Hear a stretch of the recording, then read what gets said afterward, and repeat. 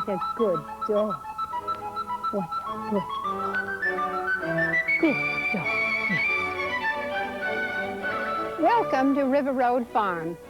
I am Rachel Page Elliott, and this is where many of the dogs were photographed that you're going to see in this film program on structure and gait. Our family moved into this old farm in 1946, and since that time, it has been the site of horse shows, dog shows, field trials, and even sled dog races. I began showing in obedience and dog shows in 1939 with a German Shepherd dog. But it was my husband's interest in duck hunting that led us to golden retrievers, and we've had a few of these every year since that time.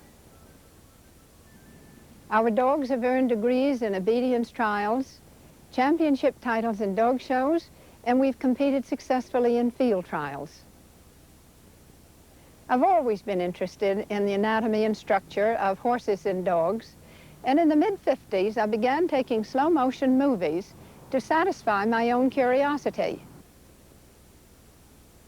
This study developed into a fascinating hobby and eventually became a worldwide lecture career. And as I traveled around, I found a very strong bond among all those who love dogs. Because I received many requests for written material based on my lectures, I decided to write a book, and I did. It was published in 1973, called Dogsteps, Illustrated Gait at a Glance, with diagrams taken from some of the frames in the movie film itself. In 1983, 10 years later, I updated the material in a second edition called The New Dogsteps to include some very exciting research in bone and joint motion that I had done at Harvard University's Museum of Comparative Zoology. This was cineradiography, a method of fluoroscoping and photographing dogs as they move on a treadmill. And the study opened my eyes as to what really goes on inside a dog. And you're going to see some of this cineradiography in the movies that follow. The purpose of this program is to illustrate some of the features that lend quality to a dog's overall conformation and to his performance, and also some of the physical virtues and faults that can help or hinder his ground-covering ability and serviceability. It isn't necessary, really, to know the name of every bone and muscle, but it is important to try to visualize the action of the bones and muscles beneath the coat. We can't assess working ability in the show ring or temperament, but we can look for the traits that will help a dog to meet job requirements if he is asked to do so. It is an ongoing study with many variations. As we become familiar with the different varieties of dogs, some of ancient origin, others more recently developed, we gain more insight into the breeds of our own choice. And while we know that dogs all share common principles underlying the mechanics of locomotion, we must recognize the fact that gaiting styles vary according to shape, size, and purpose. The Borzoi, for example, is a graceful aristocrat, elegant yet strong, with a slim body, deep rib cage, and long legs. A hound bred for quick bursts of speed. This subject shows a desirable outline, a correct set-on of neck, well-muscled arch over the loin, and gentle tuck-up beneath. His trot is floating and effortless. Dogs built for speed cannot be asked to gallop in the show ring, but one should nevertheless look for the qualities that would contribute to usefulness afield. A skillful judge will examine a dog carefully and observe gait from every angle. For better analysis, most of the following studies have been filmed in slow motion. From a relaxed trot, this Borzoi breaks into an easy canter, a 3-beat gait in which there is one diagonally paired footfall on each complete stride. It is not nearly so fast as the 4-beat double suspension gallop, where the body is airborne twice during each full stride. Nature has designed each joint and muscle to serve a special purpose. Flexibility of the spine enables the rear limbs to reach way forward beneath the body, as the ball and socket action of the hips lets the knee joints swing wide to avoid interference with the ribs. Note how the shoulder blade has dropped back as far as the muscles will allow. The upper arm acts as a lever in helping to lift the blade as it swings from its upper edge against the withers. The greater the speed, the more the limbs converge to maintain balance and facilitate propulsion.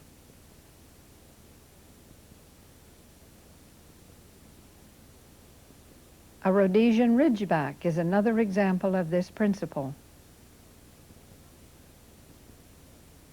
In contrast to the fleet of foot is the lumbering bulldog, originally bred for stability to withstand being bowled over by heavy-headed bulls. His unique conformation with wide shoulders and low-slung body gives him a characteristic role in slight, sidewise movement.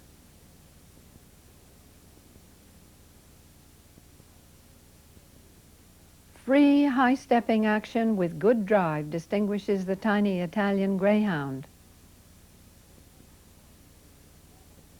There is a natural tendency in all dogs for the limbs to converge to balance the body over a central support. Many dogs single track, like this, with all feet landing on or close to a center line. Others move with a wider footfall. Despite his wide body and short legs, the little Welsh Corgi has a sturdy gait and quick reactions that make him a good dog to have on the farm. Draft work and other tasks fall to the firmly muscled Rottweiler.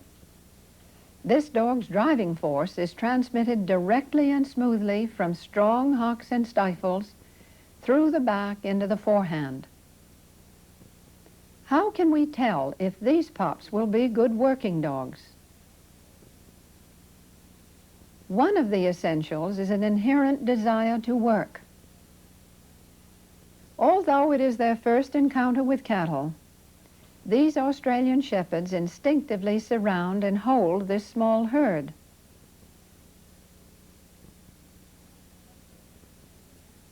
Sound structure is important for lasting job performance. This fine Aussie sets well into himself. The neck merges gradually into the withers, and good breadth across the forequarters indicates desirable layback of the shoulders. This is counterbalanced by a similar slope to the upper arms, which places the elbow correctly against the chest wall. There is also good width across the thighs, telling of strong hindquarters. The overall picture is one of symmetry and balance, each end capable of doing its share of the work. Length of bone and relationship between the scapular and humerus determine the placement of the elbow against the chest wall. The setting varies with different kinds of dogs. It affects the way they move and may be right or wrong within members of the same breed. The center diagram depicts a front that is typical of many working dogs, retrievers, or spaniels. On the left is a four-assembly designed primarily for speed, with a wider angle at the shoulder joint, a sharply descending humerus, and elbow set well below the sternum. To the right is the achondroplastic type of structure, with the foreshortened, somewhat crooked bones, such as found in the Basset, the Bulldog, or Dachshund. Of course, there can be many variations. The chest capacity of a dog's central body depends on the precise shape and size of the spinal vertebrae, which determine spacing between the ribs, length of rib cage, and placement of the shoulders. This is a general anatomical diagram showing a good relationship of the bones one to another, with the scapula and pelvis in average normal position.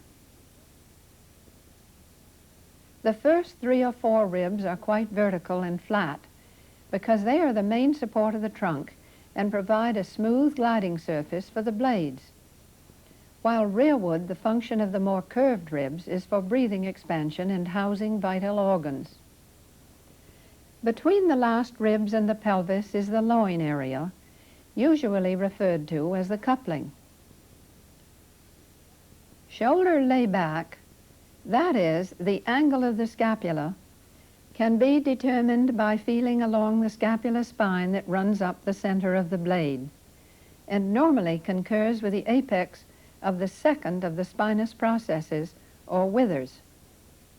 However, shoulder placement may vary slightly, either forward or rearward at this point, depending on shape of the rib cage and the fact that muscles are never stable. Slope of the pelvis may also vary, depending on quality of conformation and breed type. But when balance structure combines with desired angulation and a firm top line, the stage is set for maximum mobility and efficient ground covering action. In the beautiful movement of this German Shepherd dog, energy forces are directed straight forward through stifles, loins, and central body into the shoulders.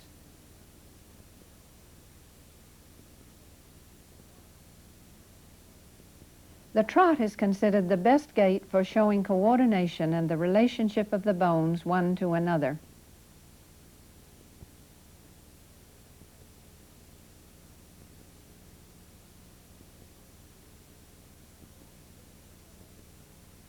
The shoulders of this dog jar and pound. The back roaches and his body twists as the rear feet step to one side or the other to avoid hitting the front.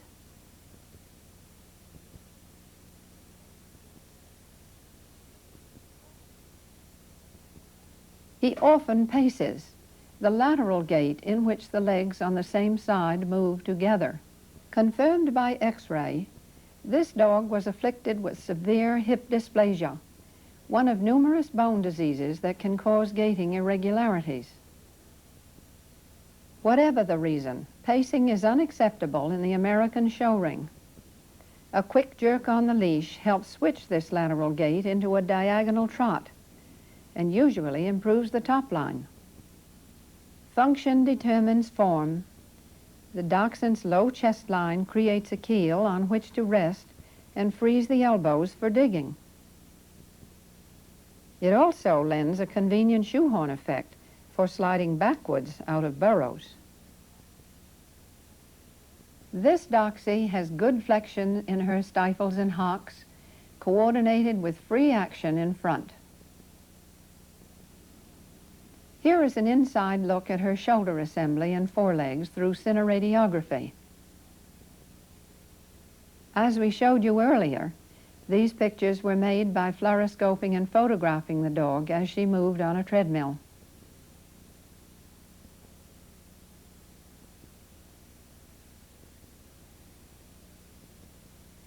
What many of us fail to realize is the great mobility of the shoulder blades as they swing from their upper rims. Their movement is indicated here by the dark lines of the scapular spines that run up the centers of the blades. The withers are those shadowy bones rising from the individual vertebrae to which the shoulders are attached only by muscle.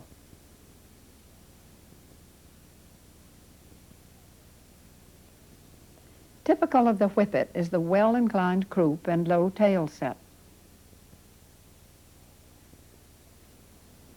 A variety like the Lakeland Terrier has a more level top line and short, flat croup.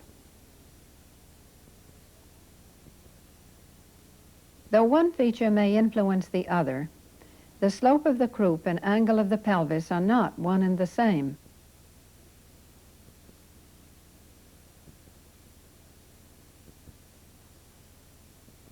The pleasing top line of this Doberman Pinscher is due to his overall symmetry of proportion and a strong neck that blends gradually into the withers. Correct elbow placement and desirable breadth across the front and rear quarters indicate good length of major bones that are the foundation of a dog's framework. Toothpaste worked quite well on this shiny coat to suggest these bones and the angles where they meet. In determining angulation on the live dog, there can be no precise measurement. Muscles are never stable, and judgment can vary on the points of reference used in the measuring. In general, however, when a dog is standing naturally, good reference points in assessing structural balance are the shoulder and stifle joints, which should have similar angulation. This dog's excellent conformation creates a broad base of support beneath both front and rear quarters. He trots with ease and good foot timing as the forepaws lift just ahead of the oncoming hindpaws. By contrast, this red Doberman lacks balance because she has more angulation behind than in front, and she looks leggy. At the base of her neck, there is an abrupt juncture with flat withers. The rib cage does not extend well back, and the coupling looks weak. The steeply set shoulders and upper arms reduce breadth across the forequarters, narrowing the base of support in contrast to the rear.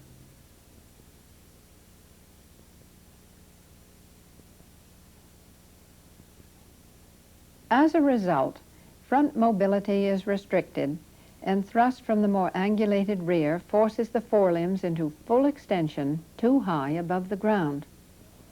This upsets the rhythm of footfall and causes overreaching, where the hind feet overstep the front.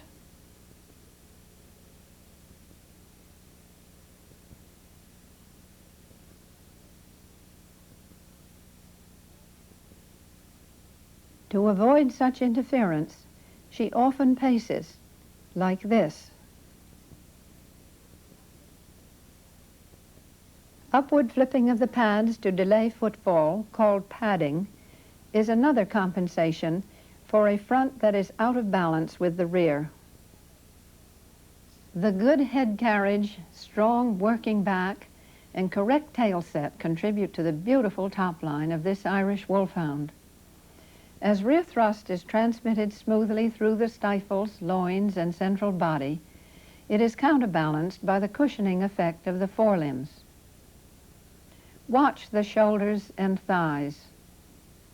There is no jarring in any part.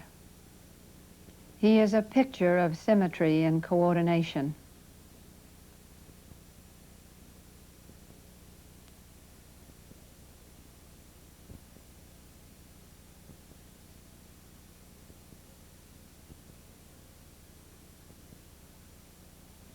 A firm working back is essential for staying power, as shown by this Norwegian elkhound at work.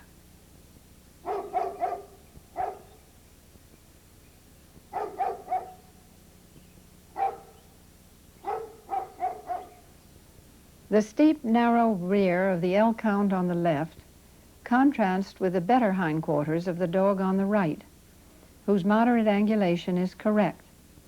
We will see the left dog moving with stilted action and severe rolling across the loins as the hips compensate for what could be weakness in the stifles. Overreaching can be seen from the side, but becomes more obvious as he moves away with the limbs moving on a bias to the line of travel.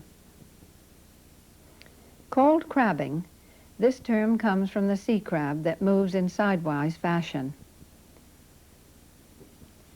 Other reasons for crabbing may be due to proportion, muscular strain, spinal injury, habit, or bad handling.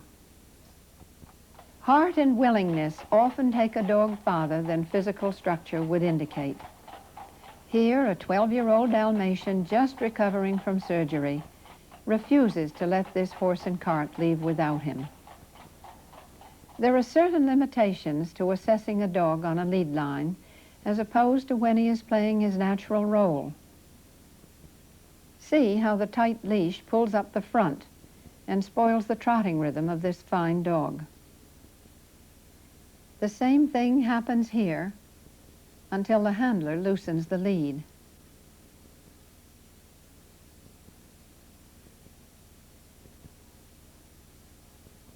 This Irish setter lacks angulation equally in both ends, so it may be said that he is in balance, but his stride is short and bouncy. and he will lack the style, drive, and animation such as this dog has. Notice the loose lead. Of ancient lineage, the Chow is characteristically straighter in the hock than most other breeds, but this trait should not be exaggerated. Though showing a roll due to heavy coat and loose skin, this pup moves well with the hindquarters doing their share of the work. A serious deformity in any breed is hyperextension of the hock. The joint is loose and tends to bend the wrong way. As with many other faults, this crippling problem tends to be inherited.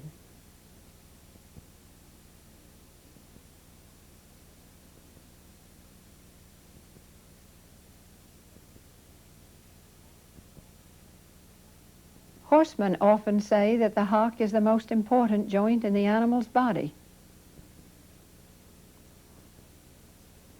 The stiff hocks of this little Maltese kick high rather than driving forward.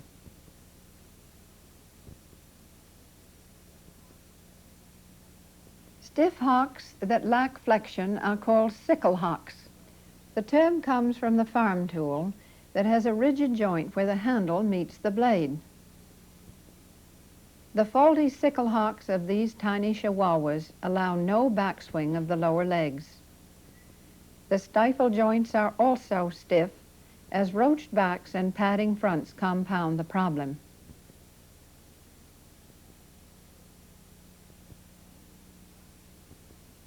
No breed, large or small, is exempt from sickle hocks. Here is another example.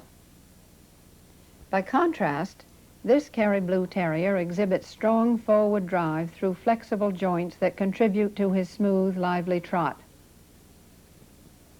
The German Shepherd Dog's sickle-like stance is not a fault as long as the rear joints open and close freely.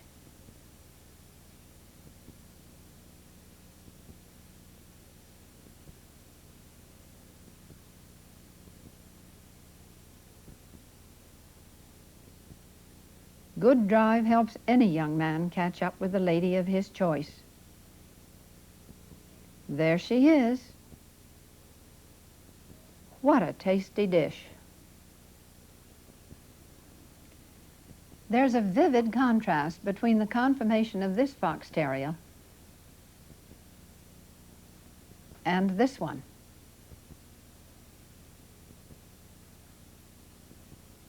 Measured from ground to highest point of the withers, and from forechest to ischium, or rearmost point of the pelvis, both dogs are rather squarely built, but the one on the left looks longer in the back. Technically speaking, the term back refers to the mid-top line where the thoracic and lumbar vertebrae meet. In dog language, however, back generally means the distance between the highest point of the withers and the hip bones.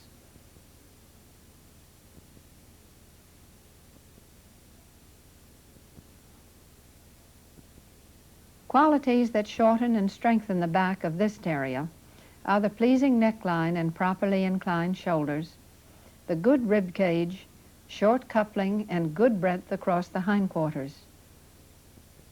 Characteristically, the forelegs stand in line with the undersurface of the neck, a feature that sets the elbows forward along the chest wall and contributes to the breed's short, brisk gait. The faulty long back shown here is due to upright shoulders which make the neck appear short. The rib cage does not extend well back, the coupling is slack, and the rear quarters are steep and narrow. Altogether, these failings leave too much distance between the base of the neck and the hip bones, weakening the overall top line. Another small but significant point of comparison is the ischium, which on the more correctly built terrier on the right projects well behind the insertion of the tail. This indicates more length to the pelvic bone and therefore better muscling in the croup.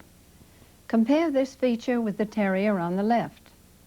The ischium is not as visible because the pelvis is shorter and more steeply set, indicating less desirable hindquarters. In a close contest at a dog show, a judge was heard to say, "I like this one better because he has more behind the tail." A lot said in a very few words. This Afghan is taller than he is long, perhaps because he is still a puppy. The front is acceptable, but his back appears stiff and the rear assembly is steep. He hunches when he trots. This increases the problem of overreaching and reduces drive. Notice the crabbing. It is easier and more comfortable for him to pace.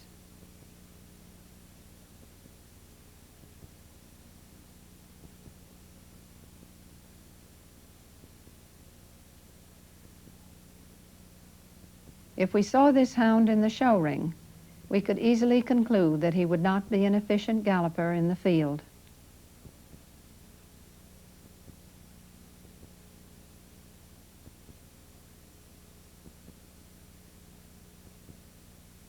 In coursing or racing dogs, such as these greyhounds, flexible backs are essential for great speed, with muscular rear quarters to exert lift and thrust. Strong pasterns with kinetic spring are also critical for optimum performance.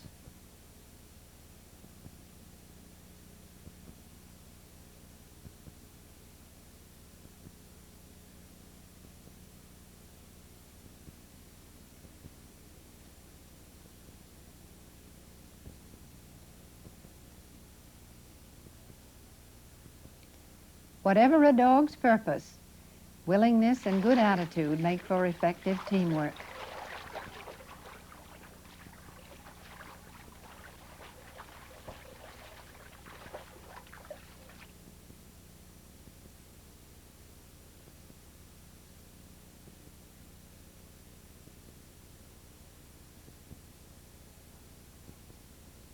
For a flying start, length of ear may help. This Irish Water Spaniel has quite a roll due to his heavy coat, but underneath he's all business. His strong front assembly helps him to carry objects with ease. A truly great dog is a combination of skeletal, muscular, and mental coordination. This treeing Walker hound has convinced his owner there's a raccoon in that tree, and shows him where.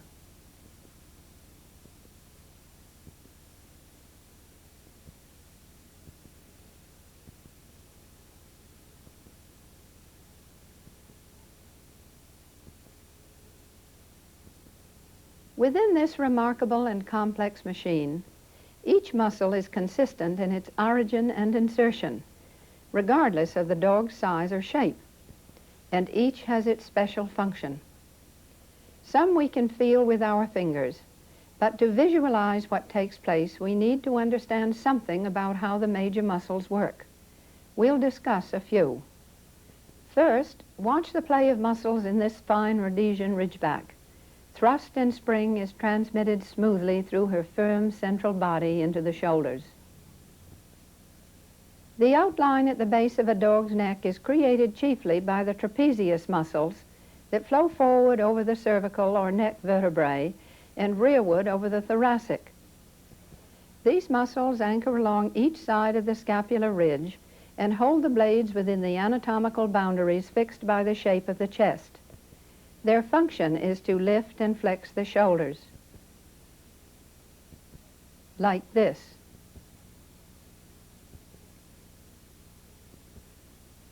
Inside, between the upper blades, the sheet-like rhomboideus muscle works with the trapezius to activate the blades and draw them in toward the withers.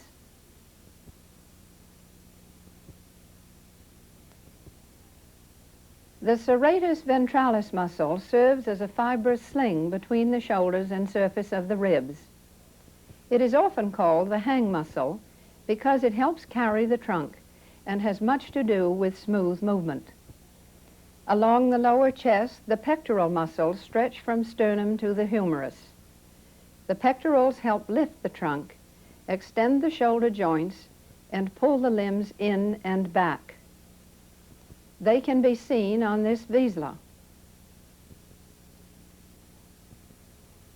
Since the dog has no collarbone and the scapula is attached to the chest only by muscle, nature has given extra prominence to the acromion process, a bony tubercle at the lower end of the scapular spine.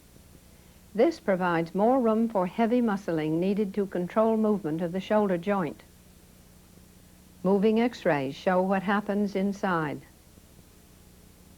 Incidentally, the white tube in the background is the trachea, or windpipe.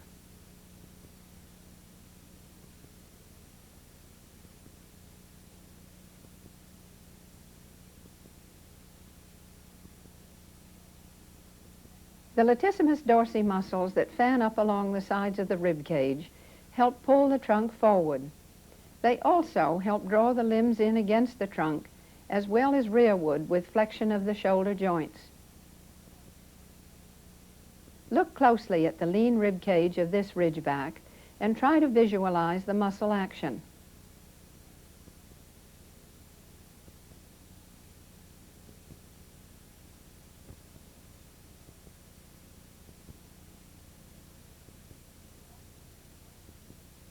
Thrust from powerful rear muscles is transmitted through the longissimus muscles that interconnect along the spine. These contribute to this dog's tireless, elastic movement.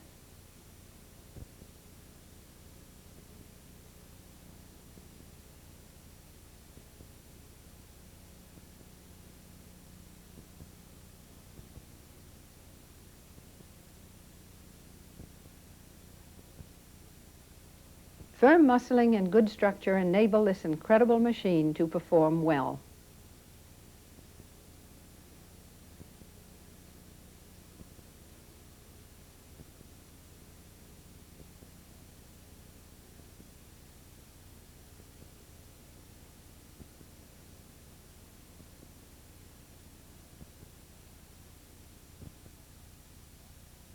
Poor condition and faulty conformation are basic to the problems of this Weimaraner.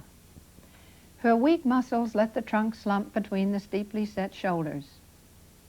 This creates a rough juncture at the withers and the neck appears short. In comparison with her upright scapula, there is an exaggerated rearward slope to the humerus which makes her set over herself in front, and the elbows will consequently swing out of line when she moves. The dip in her mid-top line is accentuated by the rib cage that is proportionately too short and the coupling that is long and weak. Notice the loose up and down action at the tips of the blades and the bouncing and twisting through the back. The twisting hocks and rocking haunches made me suspicious that she had hip dysplasia, but I was wrong. At 2 years of age, her hips were x-rayed as normal.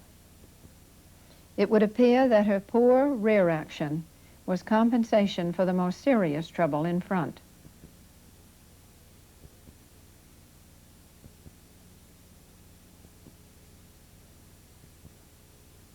When this dog was a puppy, her structural shortcomings were as obvious then as later. A good moving pup may go bad for reasons of illness or injury, but a bad mover seldom improves. Here is another example of loose shoulders and awkward movement.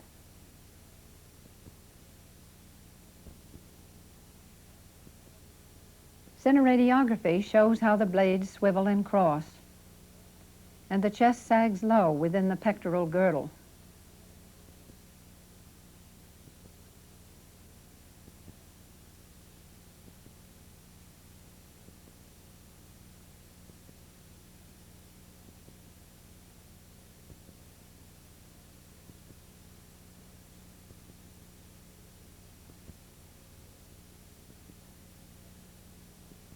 As we move down the front, we see the upper arms, the elbows, the radius and ulnar of the forearms, and the carpal or pastern joints, which help to absorb impact with the ground.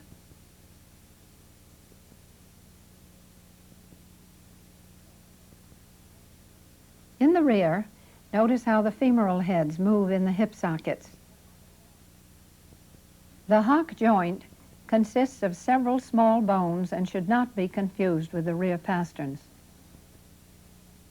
For endurance in herding, dogs need not only strong hindquarters, but very flexible front assemblies for crouching and split-second turning.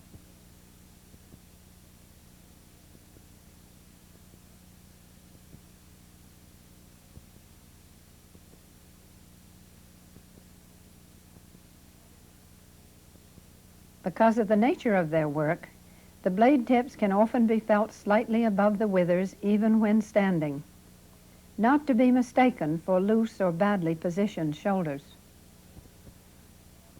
This Sheltie's back is long and weak, a fault that causes bouncing when she trots. An inside look reveals blades that are rather steeply set, but nevertheless quite firmly knit. Notice how they swing from the top of the withers with minimal swiveling.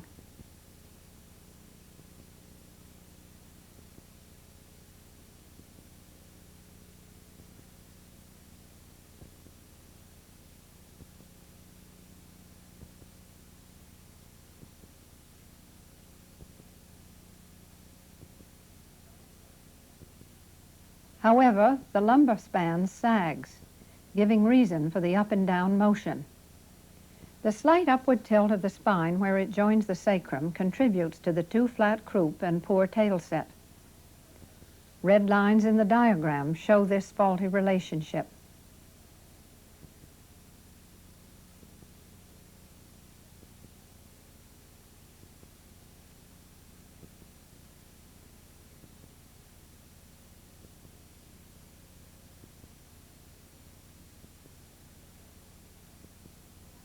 By contrast, the back of this Sheltie is roached. Her chest tips downward, creating an imbalance between shoulders that set too upright and upper arms that slope too much. These features contribute to faulty hackney action and lack of rhythm.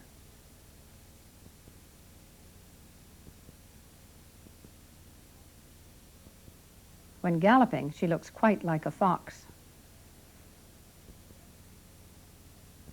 This beautiful pup sets into himself nicely.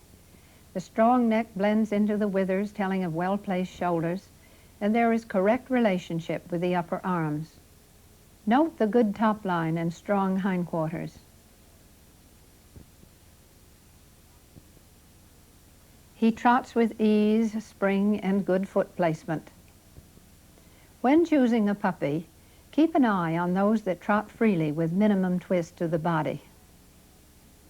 An X-ray of the front assembly of a well-built collie, taken from the side as she stood naturally, gives an inside look that reveals the kind of relationship between scapular and humerus that contributes to efficient ground-covering action. Measured up the scapular spine off the vertical, the shoulders rest within a normal range of 25 to 30 degrees, and the shoulder joints set correctly just rearward of the forechest, which gives the assembly good support of the rib cage. Nature does not call for more angulation. The subject of this X-ray illustrates how such an arrangement provides maximum mobility when coordinated with good stride from behind. The secret is structural balance and good physical condition.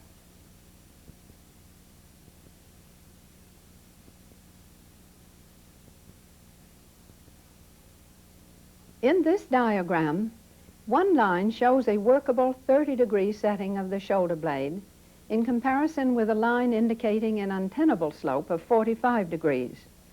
Hypothetically, the latter angle would place the shoulder joint in front of the manubrium where support of the chest wall would be lacking and standing support weakened.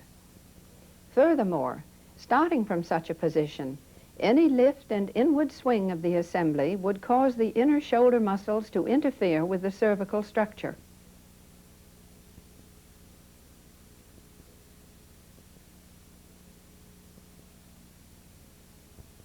In this cineradiography, notice the swing of the blades and how close the joints come to the neck. Our subject here was a Cairn Terrier whose standing X-ray showed an approximate 30-degree layback. Her stride appears a little uneven, probably because of uneasiness as she trotted on the treadmill.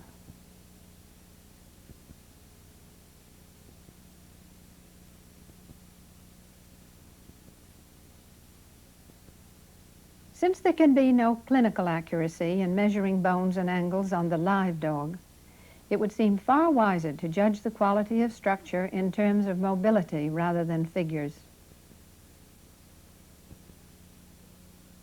Well, we've looked at structure and gait from the side. Now let's take a look at dogs as they come and go. This Bichon Frise came,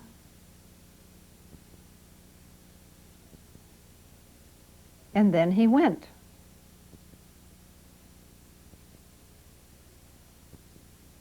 Viewed from front or rear, a dog with normal structure should stand with relatively straight columns of support from hips through stifles and hock joints, and from shoulder joints through elbows and pasterns. The toes face out very slightly for balance, much as a human stands with the feet not quite parallel. But the tendency should not be exaggerated. The gait of any dog is influenced by natural laws that facilitate forward motion with minimum effort. This means that as speed increases, the limbs tend to converge to centralized support and minimize the shifting of weight from side to side. Going away, this great Pyrenees moves correctly with no leg interference in spite of his floppy dew claws. But coming toward us, he toes in a bit, a minor fault in view of his overall quality. Broad and deep-chested, the Bull Terrier has a wider footfall than many breeds, but the limbs still draw in slightly to offset body roll.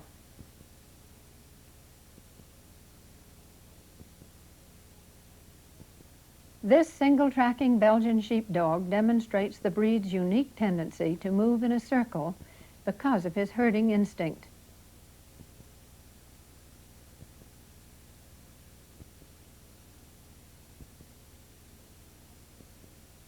Gait is related to the purpose for which different varieties of dogs were developed. So it isn't how much or how little the limbs converge that is important. It is knowing why it happens. Structure of the hindquarters is perhaps more readily understood than the front because the rear joints are easier to see and feel, whereas the bones of the foreassembly seem more deeply seated in muscles and the mechanics of movement more complex. One of the basic factors influencing front action is shape of the chest, against which the shoulders rest in a three-dimensional position. They slant up and back, they slant in toward the withers, and because they lie against the tapering portion of the rib cage, they face slightly inward, not parallel to the spine. Thus, movement is directed centrally as muscles draw the limbs toward a midline of travel. See how shoulder joint action is highlighted beneath the coat of this lovely collie, as strong hips and stifles contribute to smooth action in the rear.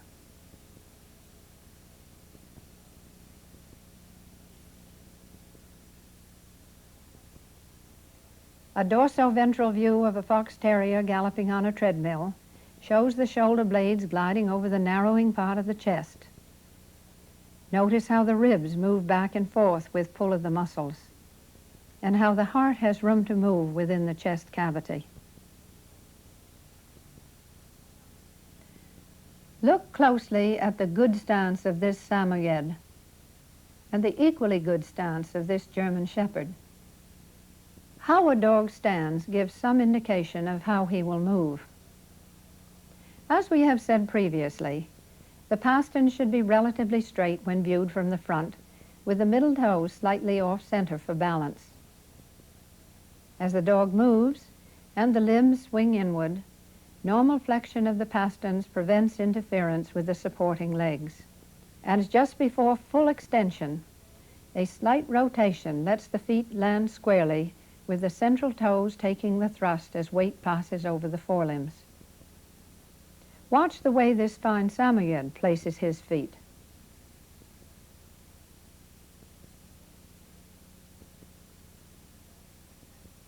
Posing a dog unnaturally with the central toes dead ahead by twisting the elbows out does the dog a disservice, because if he stood this way on his own, the feet would land on the outer pads and he would pin toe or toe in, like this.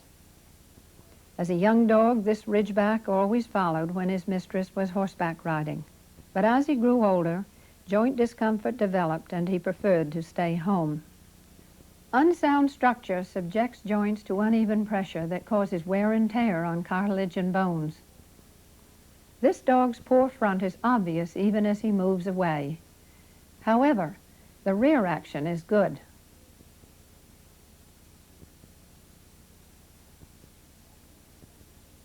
Exceptions to what is considered normal structure are varieties whose shoulder assemblies have to wrap around unusually broad rib cages. Their proportionately short front legs tend to bow in because the carpal joints set closer than the elbows, resulting in a conspicuous turning out of the feet to counterbalance the upper structure. Heavy muscling on the outer forearms may exaggerate this feature. As well as a good front, this Basset has excellent hindquarters with direct thrust through the hocks and stifles. He has a beautiful top line and strong central body.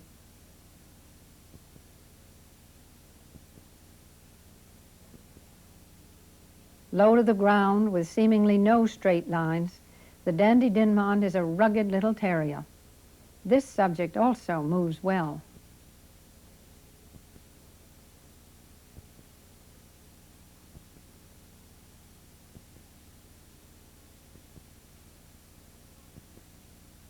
This Fox Terrier moves stiffly because of a steep front assembly and sickle hocks.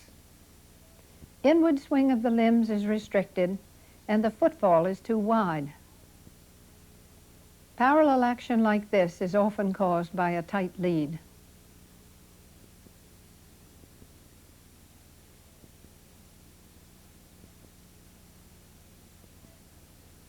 Since we rarely, if ever, have perfection, and judging is comparative, this subject would be considered the better of the two because he moves more freely.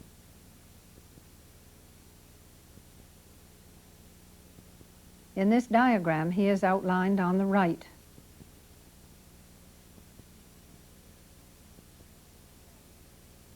And he moves better as he comes toward us.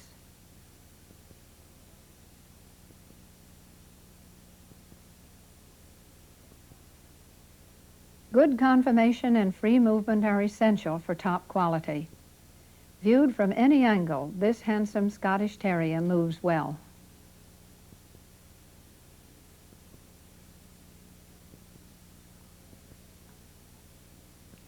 But too much freedom can cause rolling and paddling. This Great Dane has an impressive stance, but her upper arms and elbows take side trips as she comes toward us, making the paws land on the outer pads and twist.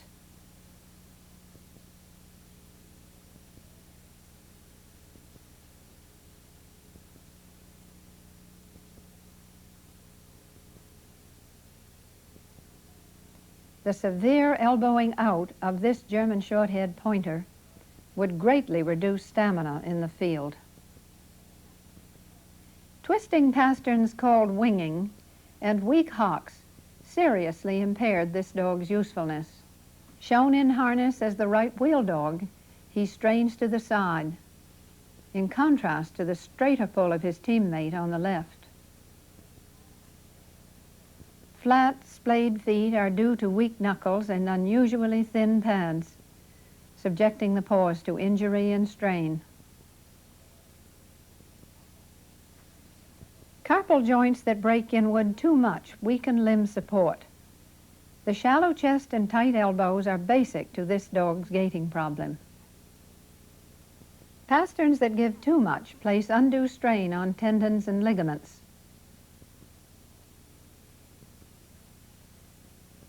There is no spring in the gait of this Cuvats, and action is labored. But when you are in the show ring, your dog may gain favor if he smiles at the judge.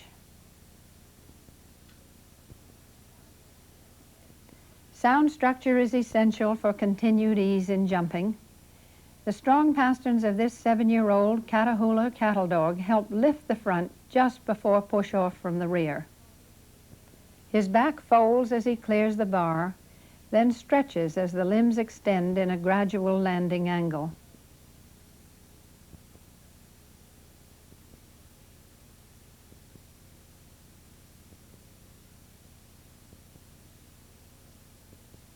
There are many kinds of jumping styles. This enthusiast gives herself an extra shove so that all 4 feet will share the impact on landing. The awkward bunny-hopping takeoff of this Tervuren, his rigid back and strain on the shoulders indicate something wrong physically. By contrast, watch the jumping ability of this youngster.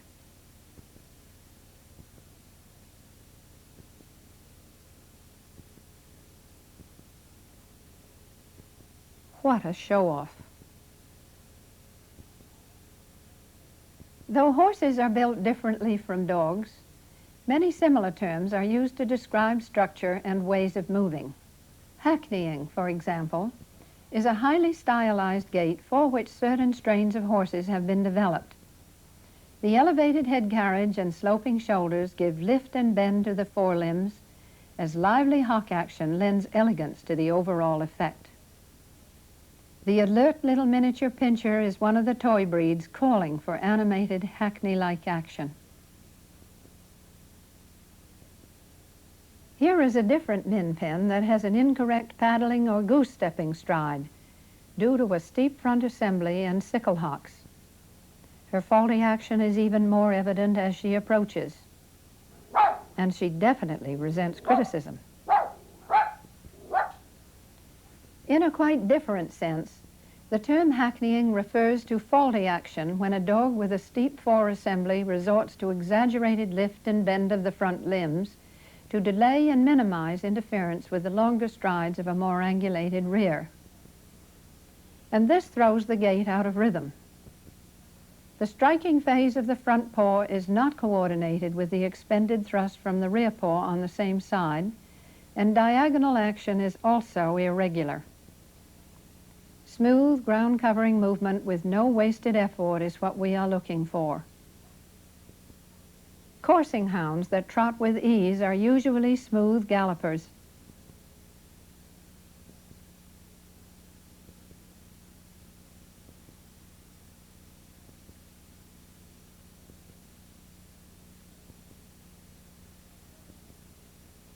Whereas awkwardness in trotting and stiff backs contribute to excessive up and down motion.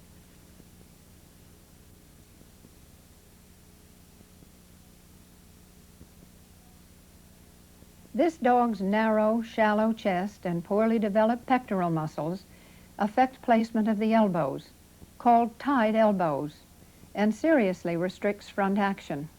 Her lack of elbow flexion makes the forelimbs fling wide in extreme paddling and the shoulders rock from side to side. A flat-coated retriever exhibits the same problem.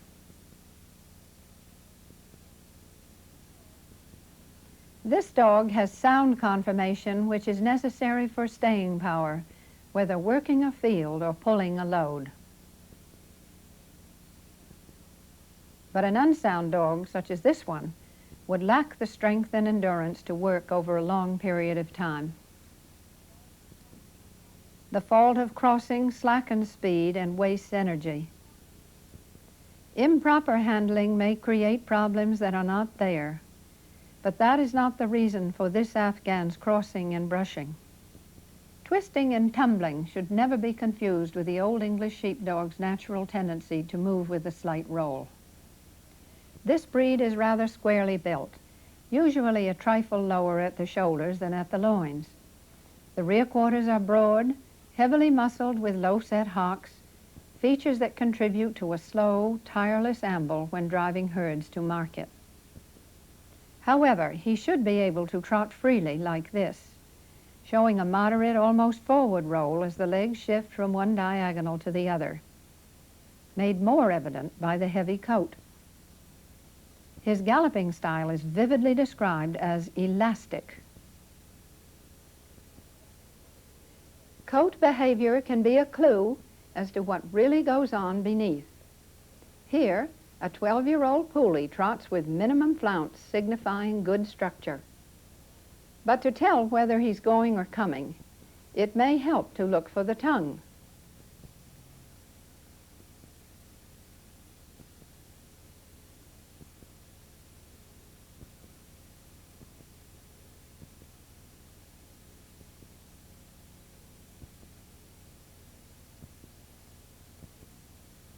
Did you really think there was only one dog under all that coat?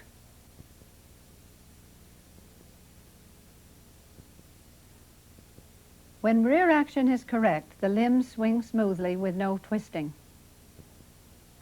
Moving close is a fault where the hocks turn in, making the rear pasterns move parallel to one another.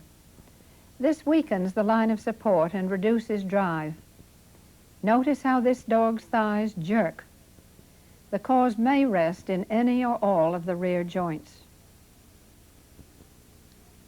Little dogs with short legs and wide rumps have more waggle than many varieties. However, comparing these two corgis, the one on the right has excessive twist because she too is moving close. The hocks break inward, indicating possible trouble in the stifle joints.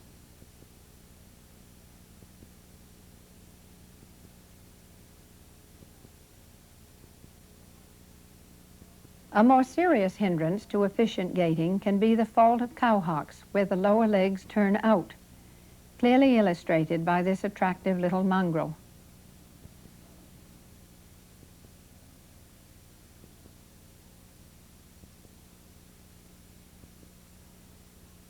This cowhocked otterhound looks most uncomfortable. Note the pounding action in his rump.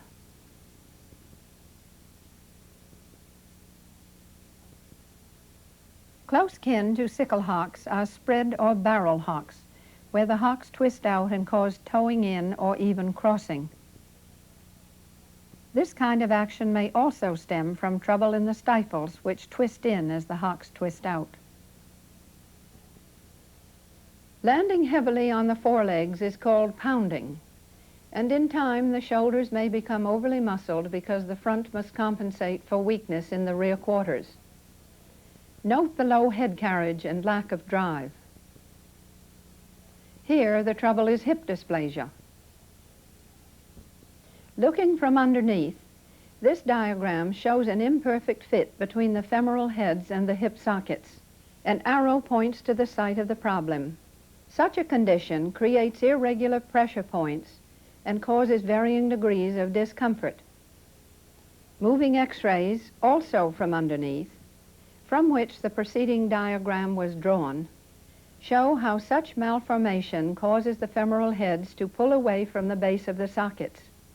To determine whether or not hip dysplasia is present, a carefully positioned X-ray is the only sure answer. The disease occurs in varying degrees of severity. This X-ray shows pronounced hip dysplasia with joint laxity and subluxation of the femoral heads.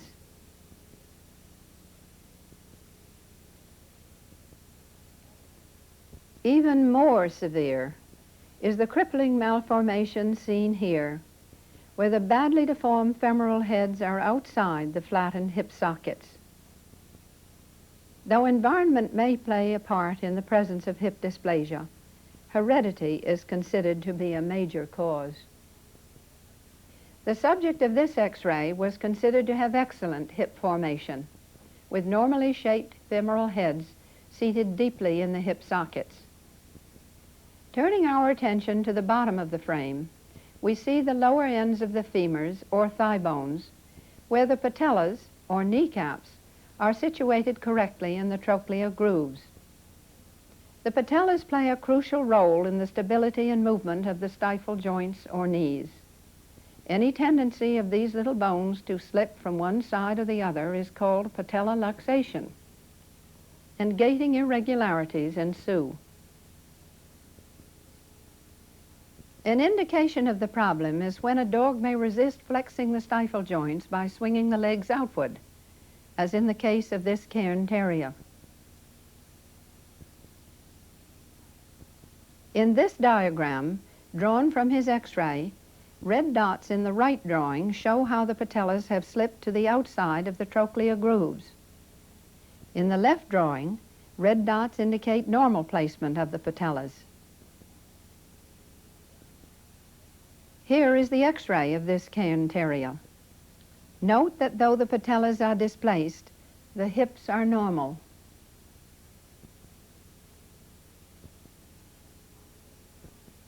Watch the strong stifle action of this fine-moving Doberman.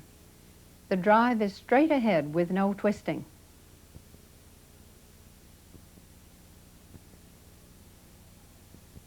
An inside look at this joint shows how the lower femur and upper tibia seem to roll against each other as the patella provides a smooth bearing surface for tendons and ligaments.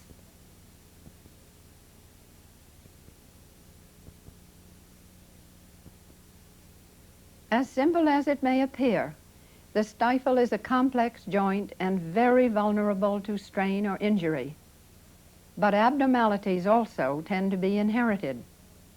Here is another illustration of something amiss. X-ray showed the problem was not hip dysplasia.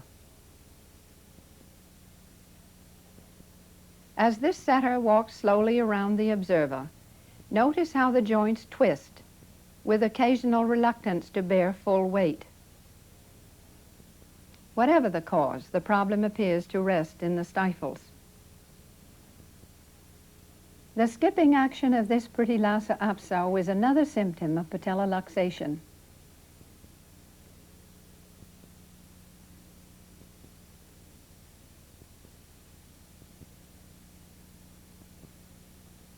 This Irish setter puppy is one that I followed through to adulthood.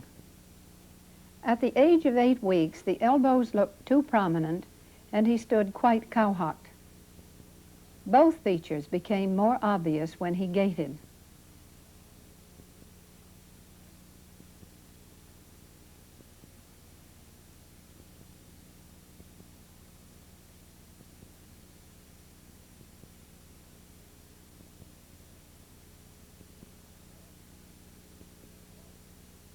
The flaws in this puppy were still apparent at the age of 9 months. The hocks twist badly, the stifles are weak, and the upper quarters pitch from side to side. In any breed, smooth, coordinated movement is what we hope to achieve through carefully planned breeding programs. We can't deny that expression, personality, color, texture, and size give every breed its special appeal and add to the pleasure of the owner. But these traits alone are not enough. Sound structure and reliable temperament are vitally important if a strain is to be kept strong.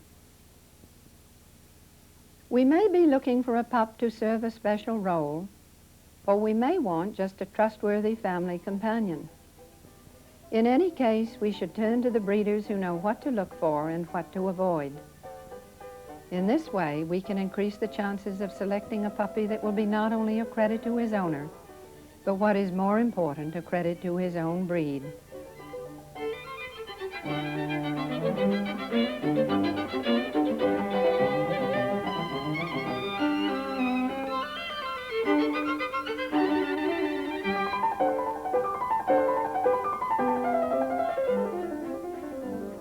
For centuries, sages have written of the dog's loyalty and usefulness to man. Dogs that have given so much in return for so little. This is a heritage that we should always cherish, and one that we should try to preserve as carefully as possible for the countless generations to come.